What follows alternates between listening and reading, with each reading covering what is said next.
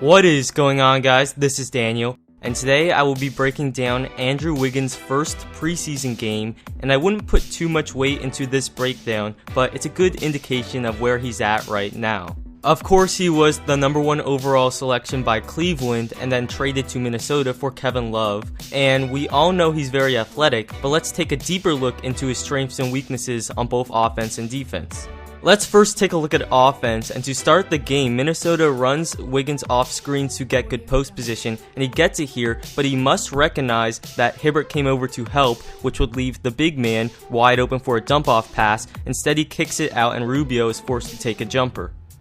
Wiggins is going to be lethal in transition, and this isn't even a fast break, but no one puts a body on him, and Rubio, being a great passer, can see Wiggins streaking to the rim, and he throws an alley-oop and Wiggins gets fouled.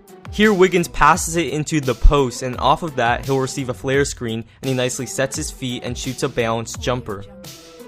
But, according to hoopmath.com, Wiggins shot a very poor 33.8% from mid-range in college, which is very concerning, so he should generally avoid those shots. Here, Rubio will strip the ball, and you'll see Wiggins make the easy but smart play and hit Corey Brewer right on target for a dunk. Not anything spectacular here, but he does hit Thaddeus Young on target for a jumper.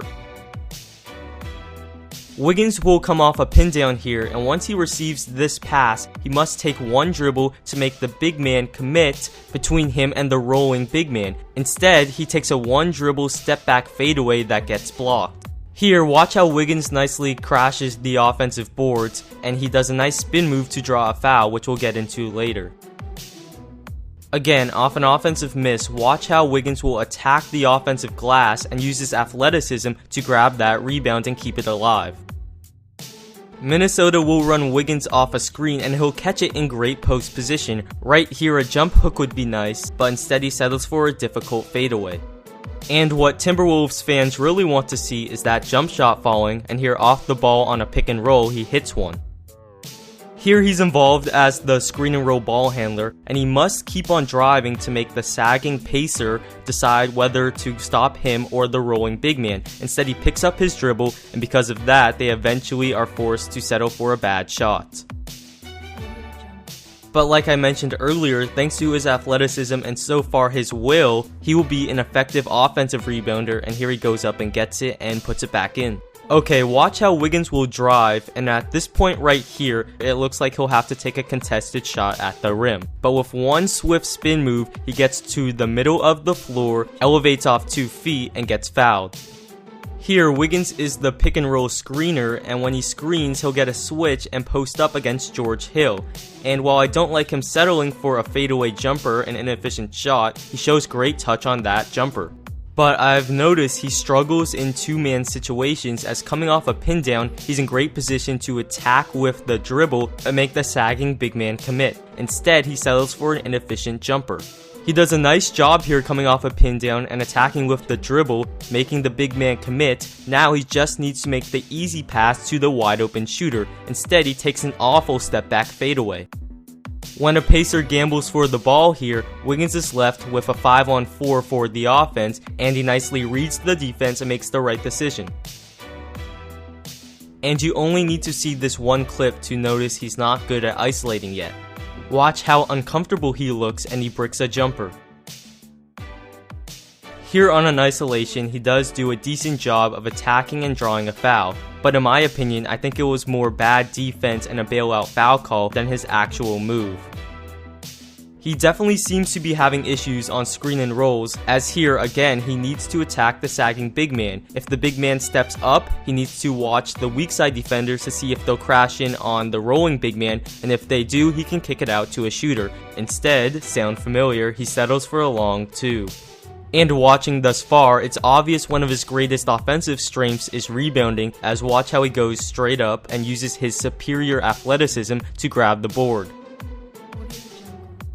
Nothing special, but watch how he passes it into the post and nicely cuts through. This gives the postman more spacing, and on this particular play, he actually receives it back and hits an open 3.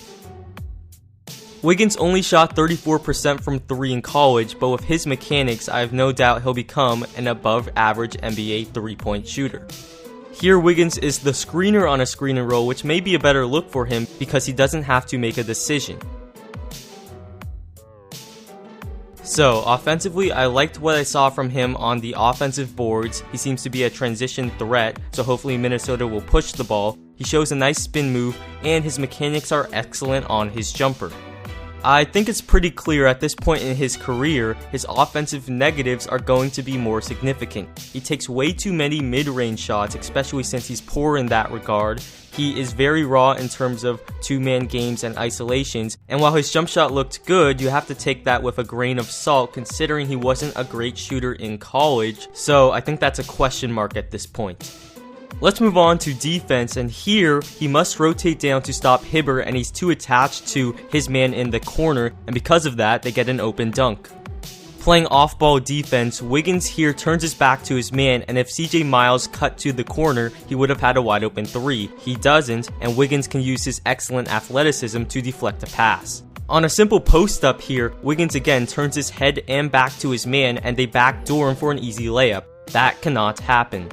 Guarding Solomon Hill, Wiggins does a poor job staying in front of him, but he does recover and go vertical on a block. We saw him struggle rotating weak side earlier, but here he does a nice job stepping up with his man in the opposite corner and they force a steal. Notice here again how Wiggins will turn his back and head to his man. The Pacers don't take advantage of it, but Wiggins also struggles hauling in this rebound. This time on a foul shot, Wiggins does not box out the shooter as that is his responsibility, and because of it, George Hill gets his own rebound and puts it back in. That is obviously unacceptable. But a very nice sign right here, as off a Corey Brewer miss, Wiggins will read the pass and intercept it and put it back in. That's impressive because it shows off his instincts.